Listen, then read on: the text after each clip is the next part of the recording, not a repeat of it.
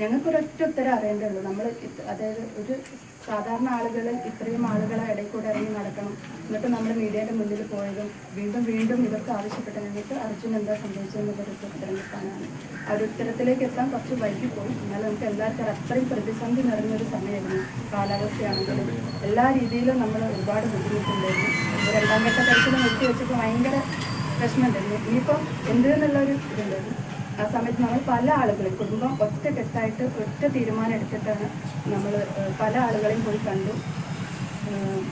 എല്ലാവരും നമുക്ക് നല്ല രീതിയിൽ തന്നെ സഹായിച്ചിട്ടുണ്ട്. ആദ്യം തന്നെ ഈ ഒരു സംഭവം നടന്നപ്പോൾ കർണാടകത്താണ്, അവിടുത്തെ സർക്കാരിൻ്റെ അടുത്തേക്ക് എത്രയും പെട്ടെന്ന് ഇതിൻ്റെ ഇമ്പോർട്ടൻസ് എത്തിക്കാൻ നമ്മൾ ആദ്യം പോയ ആൾ രാഘവേട്ടനാണ്. രാഘവേട്ടൻ അത് വേണ്ട രീതിയിൽ തന്നെ അന്ന് മുതൽ നമ്മുടെ കൂടെ നിന്ന് ചെയ്തിട്ടുണ്ട്. പിന്നെ നമ്മുടെ സർക്കാരാണെങ്കിലും സർക്കാരിൻ്റെ ഓരോ പ്രതിനിധികളും ദിവസവും നമ്മുടെ കൂടെ തന്നെ വരുന്നുണ്ട്. ഇവിടെ വന്നിട്ട് നമ്മുടെ കുടുംബത്തിനൊപ്പം ചേരുന്നുണ്ട്.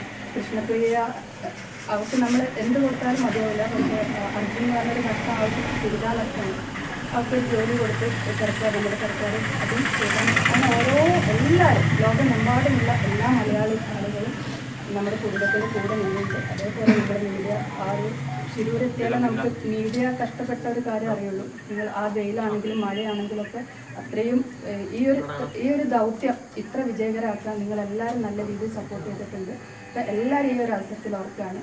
അവിടുത്തെ ജില്ലാ ഭരണകൂടാണെങ്കിലും നമുക്ക് ആദ്യ സമയങ്ങളിലൊക്കെ ഒരുപാട് വിവാദങ്ങൾ ഉണ്ടായിട്ടുണ്ട്. പിന്നെ ടീച്ചർമാർക്ക് എല്ലാ ആളുകളും എല്ലാവർക്കും ഒരൊറ്റ ലക്ഷ്യമുള്ളൂ, അർജുൻ്റെ അടുത്ത് എത്തിപ്പെടുക. ഇനി പലരും പല രീതിയിലുള്ള മാർഗങ്ങൾ സ്വീകരിച്ചു. എല്ലാം നിൽക്കുന്ന സമയത്താണെങ്കിലും വ്യാജ വാർത്തകളായിട്ട് നമ്മൾ ഒരുപാട് പേര് വിഷമിപ്പിച്ചിട്ടുണ്ട്. യൂട്യൂബ് ചാനലുകൾ പലരും വലിയ രീതിയിൽ മൈലേജ് എടുത്തിട്ടുണ്ട്. നമ്മുടെ അനിയൻ്റെ പേരിലുള്ള യൂട്യൂബ് ചാനൽ കുടുംബത്തിന് ഒരു ബർത്ത്ഡേ പാർട്ടിയൊക്കെ നടത്തി എന്നൊക്കെ പറഞ്ഞിട്ട് അങ്ങനെ പല തരത്തിലുള്ള വ്യാജ വാർത്തകളും